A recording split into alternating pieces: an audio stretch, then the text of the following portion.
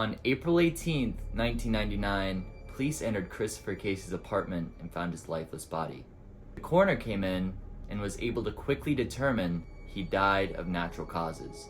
Once Chris's family and friends got hold of this information, they went to the police and asked, "Have you guys not heard what went on the week leading up to Chris's death?"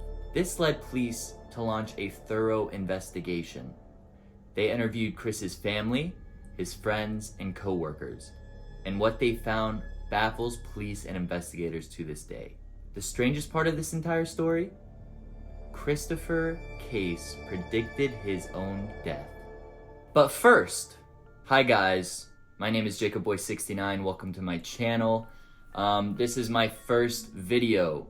If you guys like creepy, crawly things, or things that go bump in the night, subscribe to my channel. I'll be posting a video just like this one, once a week. I don't know what day yet, but once a week. Alrighty, let's jump into it.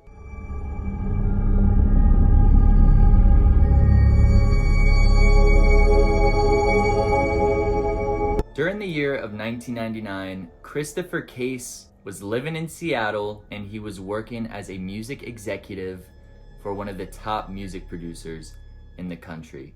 He was very serious about his health. He took his vitamins every day, went to the gym 7 days a week, and was just overall very health conscious. Chris had a lot of friends. He was very close with his family members. And despite this, Chris had been single for a very long time. He wasn't actively searching for a romantic relationship.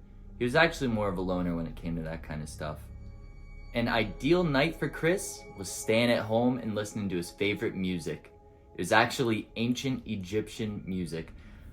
I'm not sure what that sounds like, but I'm sure it's pretty cool. But that was something very specific that Chris liked. A part of Chris's job description was he had to travel a lot, right? He had to travel across the country sometimes, but this specific trip took him to San Francisco, California. He went with two other co-workers who were also his friends, and one of these co-workers brought their friend along that he knew that lived in San Francisco. This friend was an older lady compared to Chris and his friends. Chris predicted she was about 20 years older than him.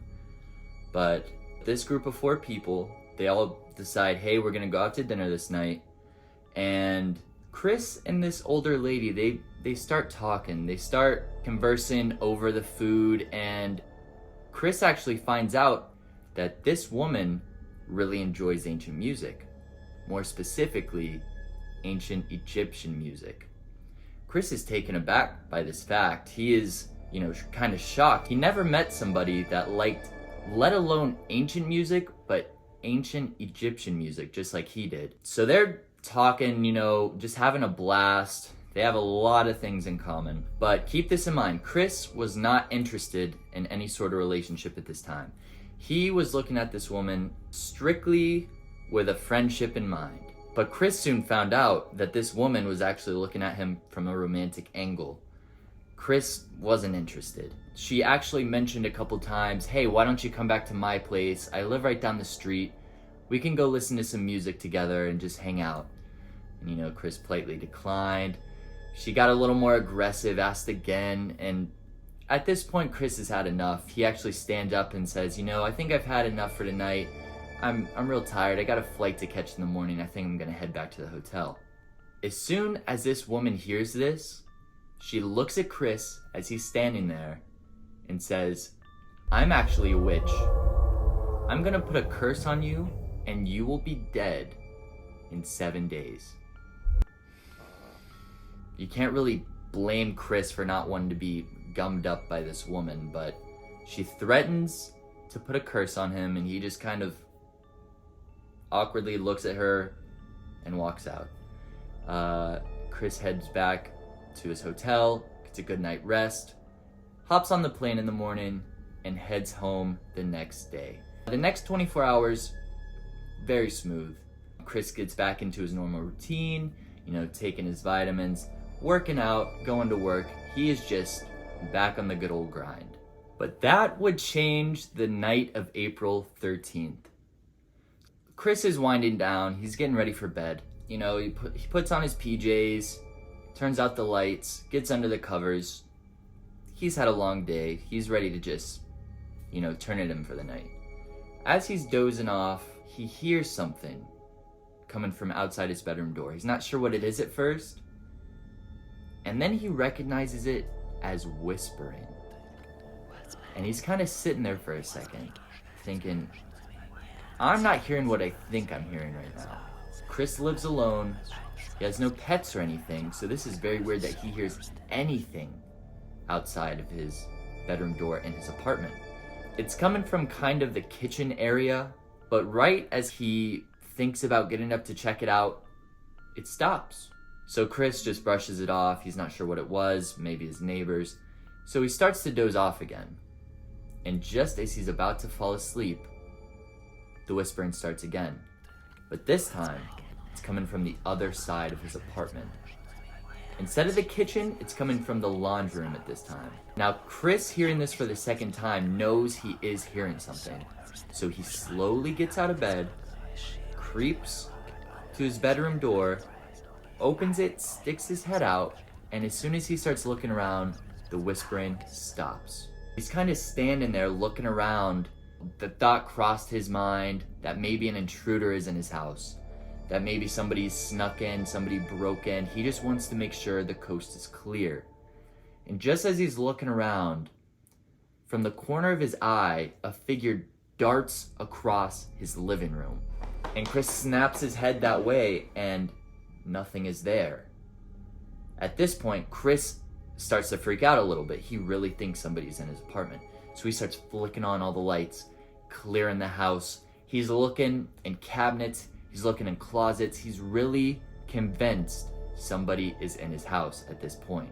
As soon as Chris is convinced that there's nothing in his apartment, he's checked everywhere, he realizes that whispering is still going on. He turns around and realizes the whispering is coming from his bedroom, where he just was.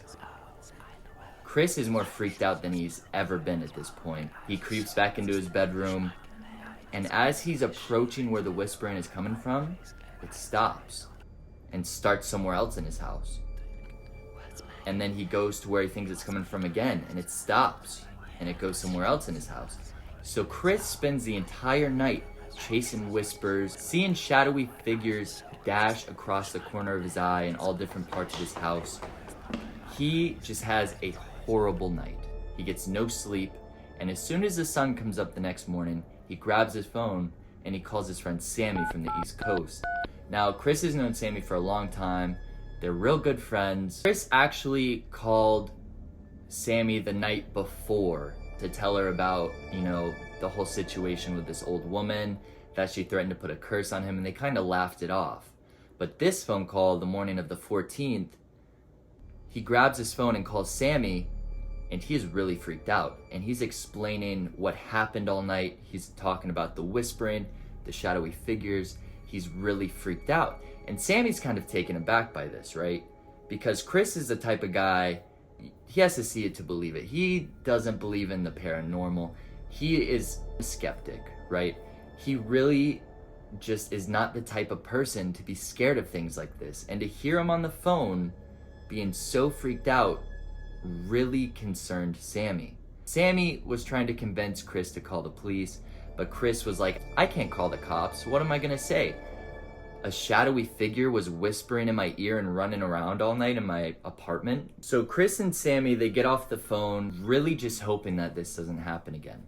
But unfortunately for Chris, the night of the 14th, it does happen again. As soon as he's trying to fall asleep, he is woken up by these whispers coming from different parts of his apartment. He immediately this time jumps up, starts turning on all the lights. He sees the shadowy figure darting around again. But this time, Chris notices he can look just enough to make out that this is in fact a shadowy figure in the shape of a man lurking in the corners of his apartment. As soon as he looks, it disappears. So Chris is really freaked out this night. It was almost like what Chris thought he was imagining before, the whispers and this thing running around his apartment were becoming more vivid than they were before. The whispers were becoming more clear. Like I said, this thing, he could make out the shape of it. It was just a really bad time for Chris this second night, and he just spent the entire night again just chasing whispers and these shadowy figures. So the next day, April 15th, Chris doesn't call Sammy. He doesn't want to bother her with the same situation he just went through. He's kind of embarrassed. So he calls two other friends that have remained anonymous, and he tells them the same story he told Sammy. And the reason we know this, they told the police they had similar phone conversations with Chris that Sammy did. No matter what was happening, Chris truly believed it was happening at this point, and he was terrified. And unfortunately for Chris, the worst has yet to come. The night of the 15th, Chris lays down, and at this point, he's been up 2 nights in a row. He's really tired. He really just needs some sleep. And he's really just trying to convince himself these whispers that I'm hearing right now, because he did hear the whispers again on this night. They're just from sleep deprivation. They're from stress at work. He was just trying to convince himself that this thing was not real. And somehow, Chris was actually able to fall asleep this night. Chris was woken up in the middle of the night by these whispers again. But this time, he was paralyzed. He was in a state of sleep paralysis. He really just couldn't move a muscle. He could only move his eyes around. And his level of fear shot through the roof. Before he was able to move around his apartment, turn lights on, confirm things were not in his apartment.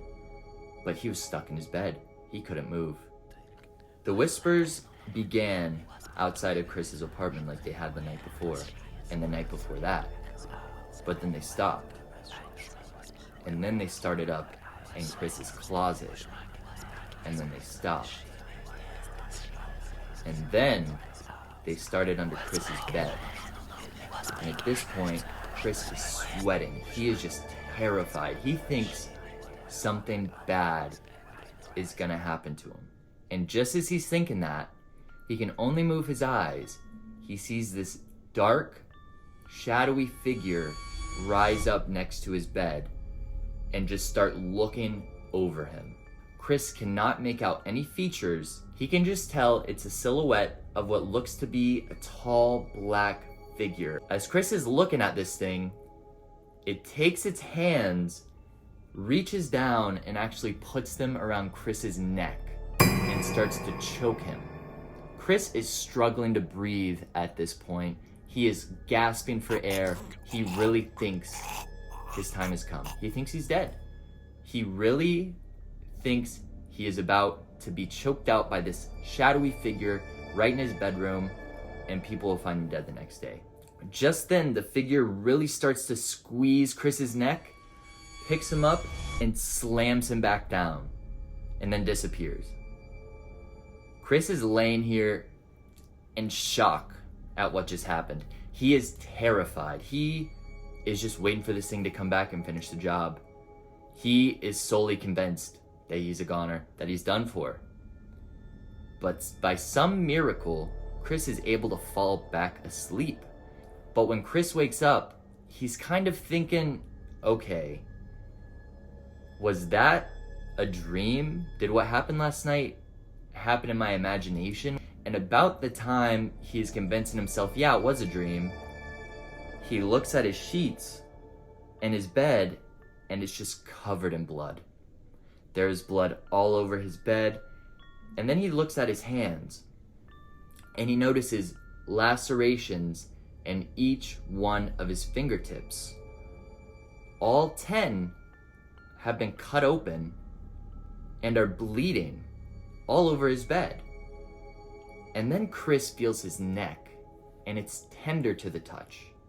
So he goes to a mirror and looks, and sure enough, he is just bruised up.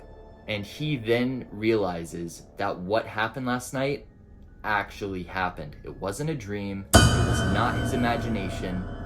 Chris was choke slammed by a shadow being.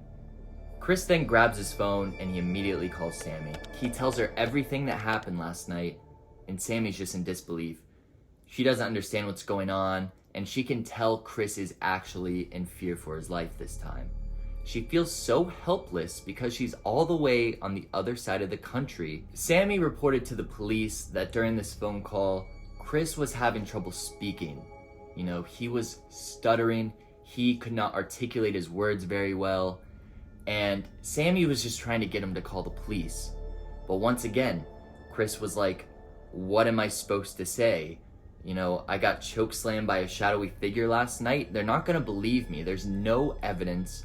There's nothing here. There's nothing in my apartment. At this point, Chris has had enough. He decides he needs to attack this thing head on. Maybe this lady from San Francisco really did put a curse on him, even if it was because Chris didn't want to go home with her that night. Chris then remembers there's actually a religious bookstore just down the street from his apartment. He makes it to this bookstore. He walks in, he goes up to the clerk, and he asks, hey, do you guys have any books about demonic possession, witchcraft, and how to protect yourself from this stuff? The clerk looks at him and just points to a section in the store. No big deal. He gets people like this all the time, apparently. I guess. And Chris makes his way over there and he just starts grabbing books. He grabs as many books as he can. He's just got, a handful of books. He also sees this basket of crucifixes because, you can't fight witchcraft and demons without crucifixes. He grabs a bundle of them, 15, 20, I don't know what a bundle of crucifixes looks like, and he takes it to the checkout and he buys it all. Chris takes all his defense material back to his apartment and he starts studying. He starts reading about witchcraft and demonic possession. He starts reading about the power of crucifixes and salt. Chris starts to take salt and line his floorboards with it all throughout his apartment because he read this is something that will protect you from demons and witches. Chris starts to hang crucifixes all throughout his house. Every single room gets one. He is really trying to beat this thing, no matter what it takes. That night, April 16th, Chris once again lays down to go to bed. His apartment, an absolute fortress to fight demonic possession and witchcraft. But we don't exactly know what happened to Chris that night. What we do know is something scared him so bad, he ran out of his apartment and booked a hotel for the night. He would not stay there the night of the 16th. He was not having any of it. The next morning, the morning of April 17th, Sammy calls Chris, worried about him, just to check on him. But this was 1999, there was only landlines. So when Sammy called Chris's landline, he didn't pick up. He wasn't at his apartment, he was still at the hotel. Sammy was very concerned about this point, concerned about Chris's mental health, so she calls the police. She says, will you guys please check on my friend Chris for me? He's been going through some things the last couple days. He's reported to me that weird things are happening in his apartment. I'm really concerned about him. He didn't answer the phone when I called this morning. Can you please go check on my friend Chris? This is his address. This is his apartment number. Please, will you go check on him? The police agree. They head over there. They knock on the door. They look through the windows. The door's locked. The apartment's dark. They can't do much more after that. So they call Sammy up and they tell her, hey, we went by. The apartment was locked. It was dark inside. There's nothing more we can do right now. Give it a couple days. If you still don't hear from your friend, we'll be able to move on. We'll be able to take some extra steps, extra precautions. But right now, we can't do much more. After hearing this from the police, Sammy kind of goes about her day. She's out all day. And when she gets back and she checks her phone, she actually has a voicemail from Chris. He must have called her while she was out sometime during the day. So she listens to this voicemail, and Chris tells her in this voice that she's never heard before.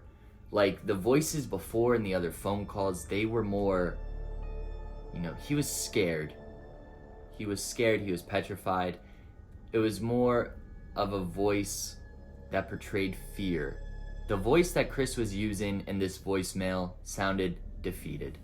He sounded like he'd given up and that he really just could not fight this fight any longer. He tells Sammy, "I've done everything I could.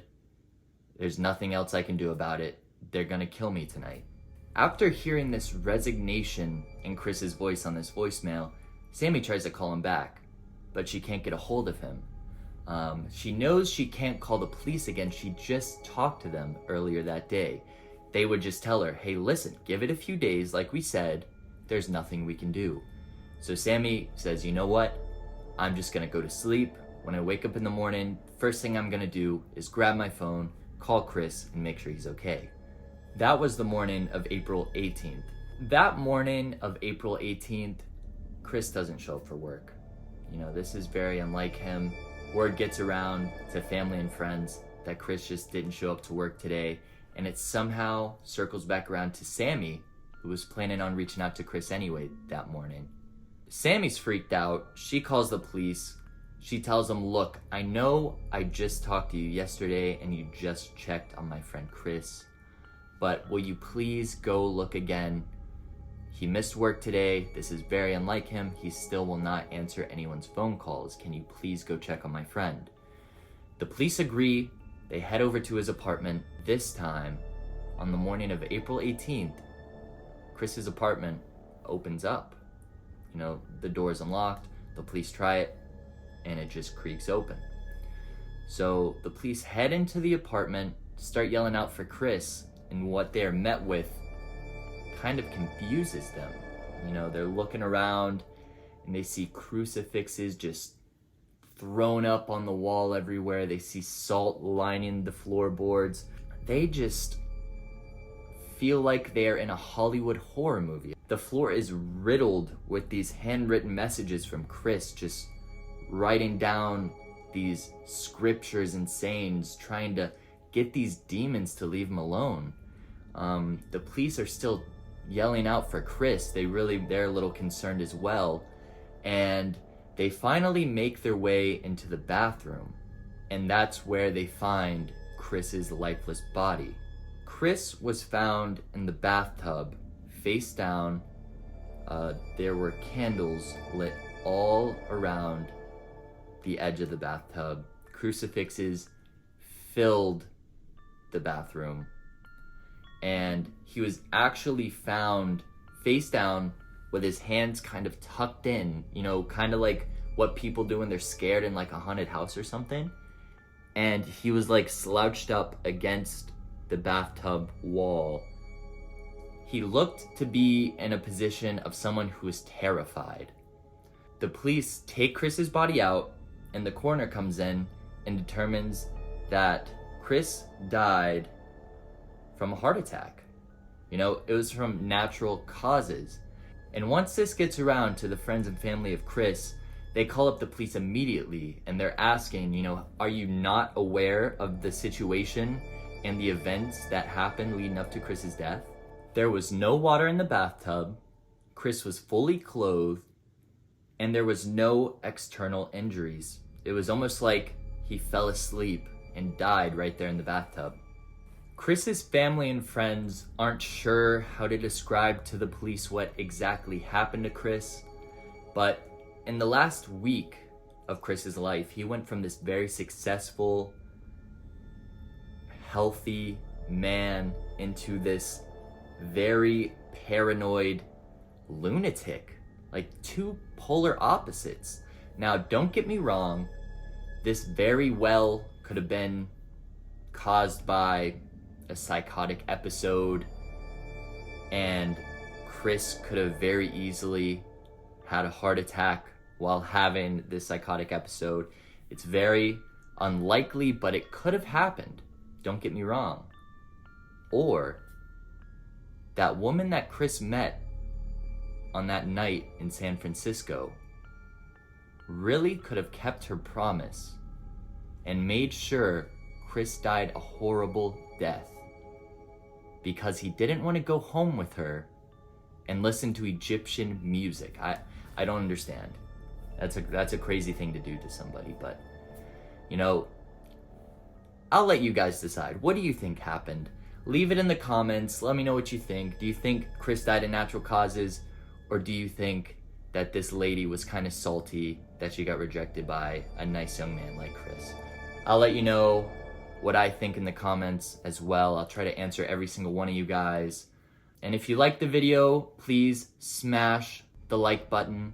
Smash it twice if you want. Please subscribe to my YouTube channel. I would greatly appreciate it. I'll be posting videos just like this one. Not exactly like this one, but very similar with different stories and different topics and ideas once a week. If you guys like them, I might do them twice a week, and then we'll just build up from there. You can follow me on Instagram. My handle is JacobBoy69. You can follow me on TikTok, same thing, JacobBoy69. I'm gonna start posting more short videos on there. I post shorts on YouTube as well, so if you wanna check those out, I'd really appreciate it. And yeah, thank you for watching, and I'll see you guys next time. Have a great night.